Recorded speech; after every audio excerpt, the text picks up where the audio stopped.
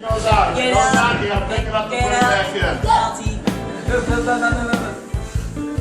The bending part is the hardest for the senior group.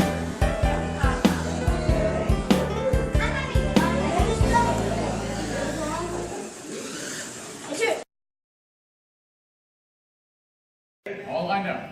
3, 2, 1, go!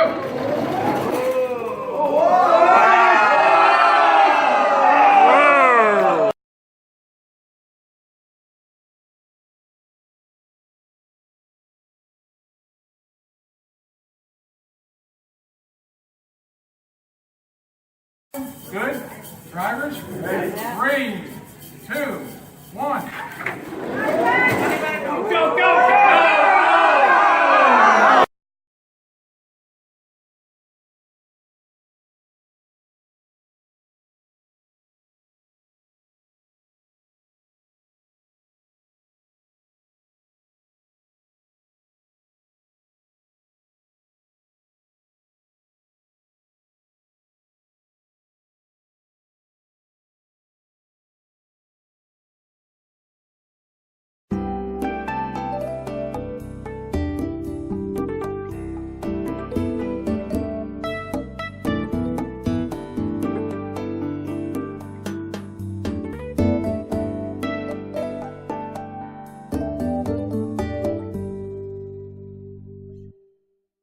The first 100 M I had was a 56, which my father bought for me.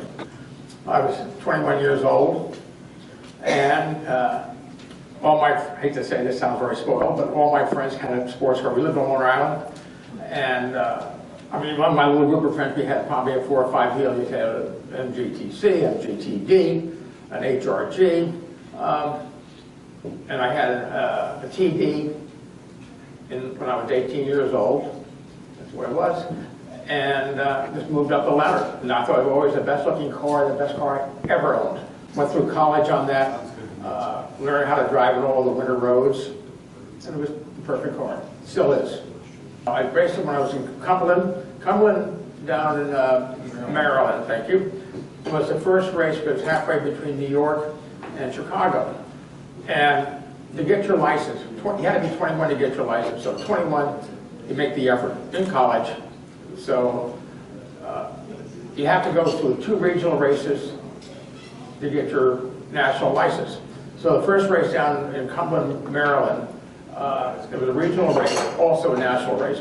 But the regional race was, I came in second between 2 Mercedes SLs. And how I became second doesn't make much difference because the other guy used to spin. But it made the papers in the New York Times that Sunday, and my parents were really impressed. So a little bit easy after that, and I went up to Thompson for my second regional race. I think I was pretty good at that stage. And I started the race in neutral. And 3,000, 3,500 RPM, 4,000. Trying to get into the first gear with a horrible noise. Last off the grid, dead last, and then you spin in the last corner in front of everybody. And a guy came up to me and said, "Do you have any idea what you're doing?" And I said, "Probably not." And his name was Ed Brown. And in one's life, you kind of attach yourself to certain people who really have helped you in life. And he turned out to be a mechanic. And he was my mechanic all during those years when I raced Healeys. I thought he was very knowledgeable, kind of a weird guy. But he knew his cars, and he said, "Let me help you." I used to remember putting the car up to 3,000 RPM, and he would move the timing a little bit this way, a little bit that. He said, "Now it's good." And he got into my head. "You can do it." And that's what it. But that was up at Thompson when that first happened. First race up at Thompson, started in neutral. After 2 or 3 laps, you go up a hill, down a hill, and there was a pond over here. Next thing you know, it was like Healey upside down in the pond. I said, Jesus. So we all stop, kind of pick up the Healey, and the guy crawls out. I said, wow, quite a sport. The local dealer, the American dealers, North American dealers, Isla being one of them, and they wanted an American driver. And Donald said, put a driver, give me a name of a driver who races Healeys successfully and doesn't crash the cars. And somebody put your name up, and I don't know who it was, but he said that's how he got your name, and that's why he sent you the letter.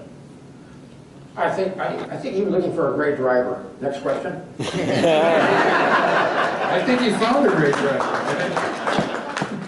Jeff was always, the two times I talked to him about it was after '88. It was just before he died. He was very, very positive about you, but he remembered distinctly, because they resisted getting an American driver. It was all, the races at Sebring and Nassau were kind of winter vacations for a lot of those European drivers. And the dealers wanted an American driver, and you were the first one. Why it happened, I really have no idea. I don't know. Sebring was the first. Sebring was first in '59. I was like the third driver on the right. They used to invite people who were distributors for BMC or had something to do with the manufacturers. I was in the third car. My two drivers before me weren't that fast. Right. Okay, so that part was easy, and stay out of trouble, finish the race. That was always the idea, you got to finish the race. And who knows what happened after that? But that was, I kept out of trouble, I should say. And then they invited you to Le Mans in 1960. Le Mans came out of nowhere also, not a clue. In 1960, we were racing the big Healeys, the Sebring, and our car was running really well. You might have seen it in the front page of the New York Times sports section, upside down. And my times were good. And the invitation from Sebring, I had no idea. I never quit a job so fast in my life when I got the invitation. And I went to Le Mans, became in, I think, 16th, finished the race. Then I had plans to go back to England and race. Tried for about a week or 10 days. I got nowhere. East knew when I kept getting lost. I just came home. I couldn't handle it. Tell them about the experience of doing Le Mans. I mean, where did you stay? What was it like? I went over to, Jeff asked me to come over to England for about a week before I went to Le Mans. And I said, sure. So I went over to stay with Jeff, which was very, very nice. But the English do not pick up the bill. So we would go out for lunch, and at 3 o'clock in the afternoon, I'm not going to pay for this meal today. We're sitting there, and I finally I paid, I think, for every lunch. We went to Le Mans, took the ferry boat across. We stayed in a farmhouse. It could not spend any money. The English are not very good that way. And it was a farmhouse, and it had no bathroom. And you had a concrete wall, so to speak, and a hole in the middle. And that was it. Close to the track. People were very nice, but it wasn't like a hotel. And then you drove the cars to the track, right? Drove the cars to the track, had the day practice, had the night practice, came home.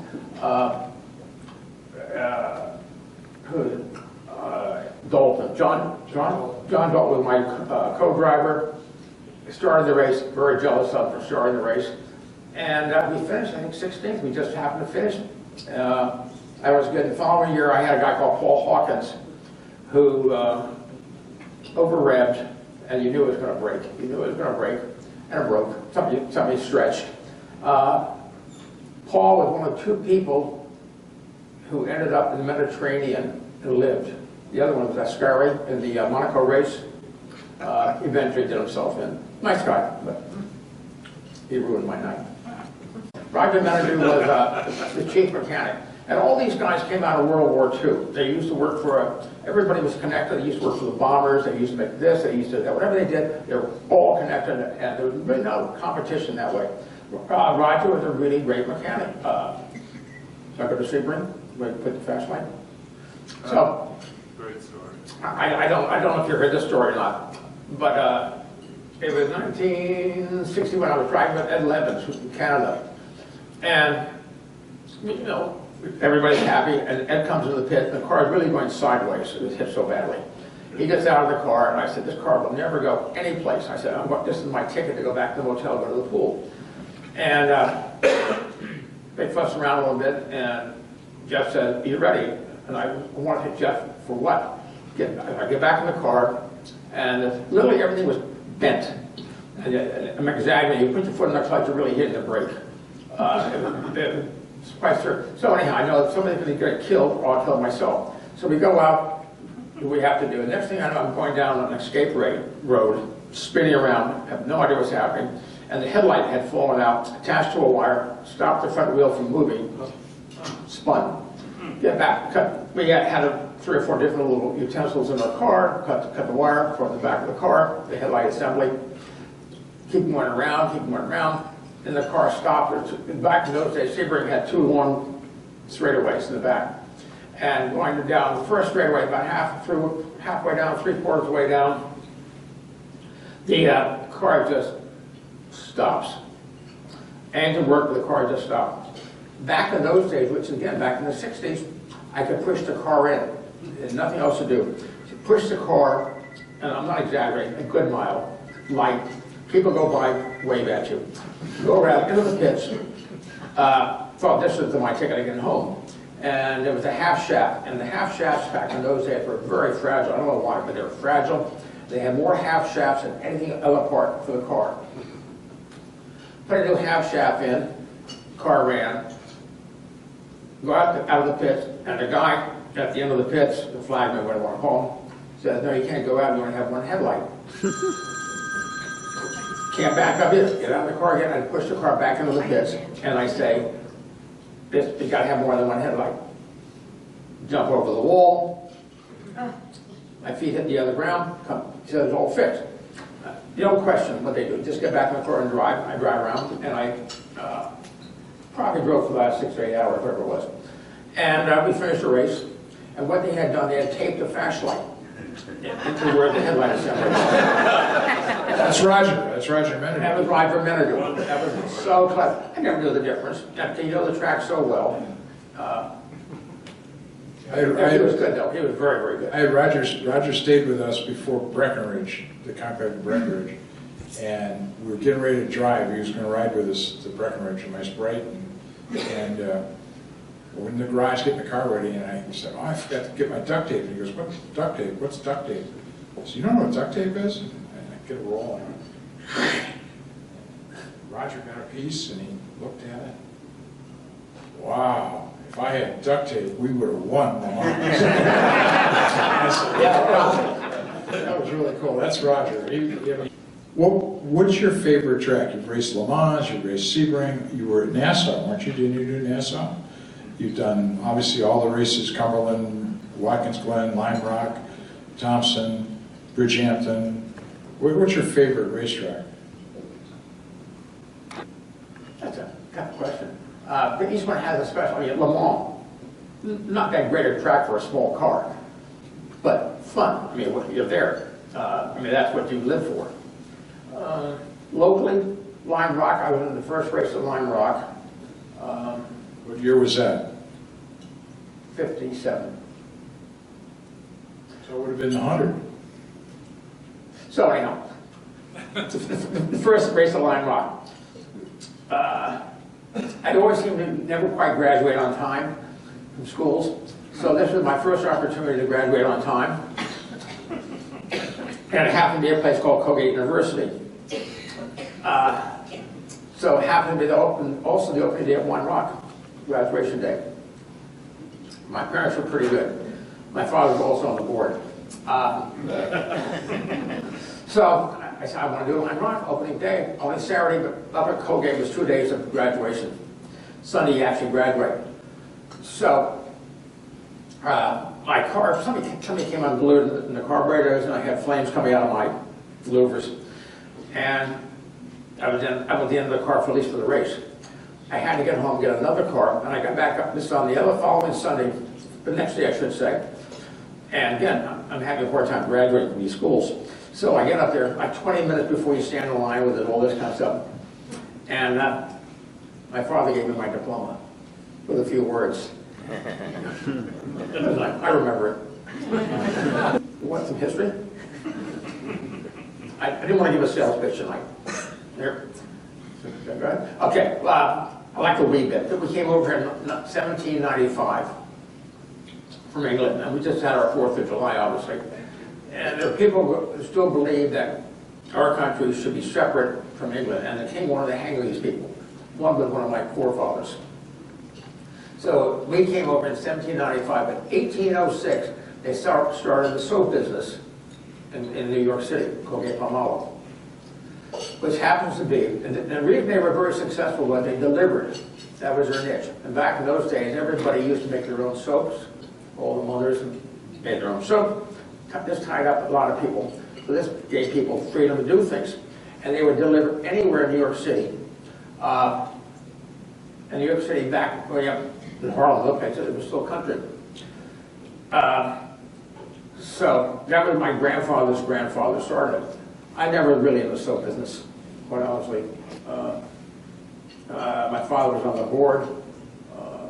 Company went public in 1929. One more. So back in 1929, Colgate was already a company, and they were going to merge with Hershey Chocolates. And Hershey Chocolates, everything was done. Everything was done. It would be great. Hershey Chocolates would ruin your teeth. Chocolates. Colgate would fix it. So they went, apparently the story is, apparently it's true because I've talked to both sides of the equation, and they came, everything's done. And the guys, one of the lawyers, somebody said, let's go out and celebrate lunch, and we'll come back and sign the papers. The market crashed that day and never signed the papers. Wow. So there's got to be a moral to that story. Well, you went into car business. You started off, you were selling garbage trucks, or before. Yeah. And then, but you ended up. I know where you went. You ended up. I first met him in his office. It's Silver Star Motors. That was some place before that. That was later. There was a couple before that. Let me get the story straight. So, get out of the Army.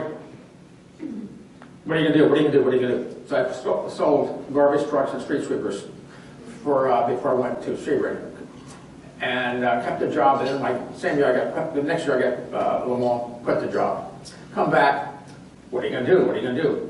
I had some friends of mine who had a Mercedes-Benz dealership, really small, on the North Shore of Long Island. And I said, God, you got anything for me to do? I said, there were 3 owners, no salesman. I said, why don't I be a salesman? Great, I knew the guys. Well, great, you be the salesman.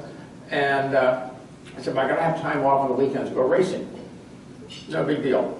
One of the partners had to go back to Italy, which means 1/3 was available. So I bought that 1/3. This is back in 1960.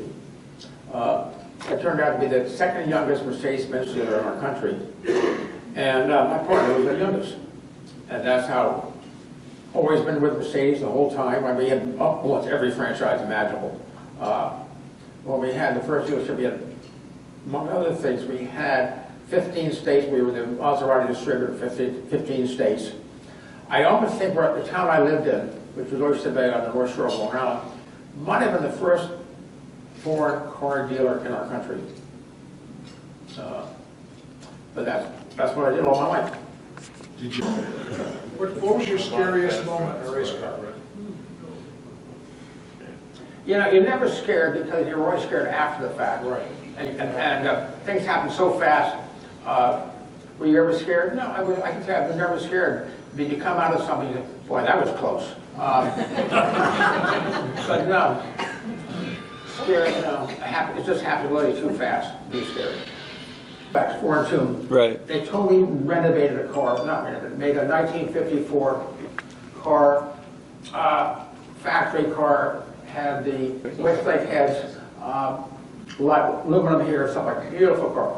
The idea, they asked me to come out and drive the car, and if I liked the car, if I did all right in the car, we did all right for 2 or 3 years. Then we were going to go to Le Mans for a British car race. This was our ticket.